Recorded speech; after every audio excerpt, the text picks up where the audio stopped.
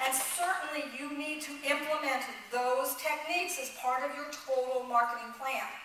What I want to talk to you today about is reaching very specific, targeted prospects who are much more likely to want to work with you.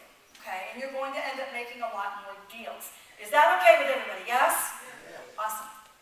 And the way that we're going to do that is by mailing a proven letter. You're going to be mailing something that you know works. Well, how do we do that? Well, the way we do that is that we need to mail the right letter to the right prospect.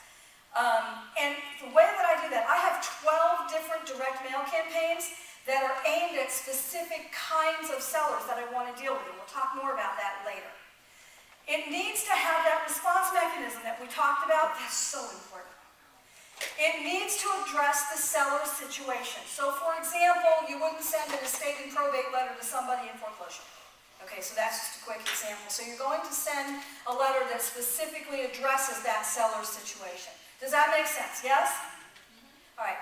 And then it needs to include multiple ways for that person to contact you. Folks, very important. Write this down. The more ways you give a seller to contact you, the more of them are going to, because you're going to be reaching them at whatever their comfort level is. So give them a mailing address. Give them an email address. Give them a phone number. Give them a fax number. Give them that website address. The more ways you give that seller to contact you, the more of them are going to. Okay? So that's real important also. Then we're going to buy some houses, or apartments, or whatever knocks your socks off, and we'll talk more about that. We're going to sell, wholesale, lease option, or rent properties, or hold long-term. And then we're going to do it again. We're going to create a system for you that's going to bring you deal after deal after deal after deal. Is that okay with everybody?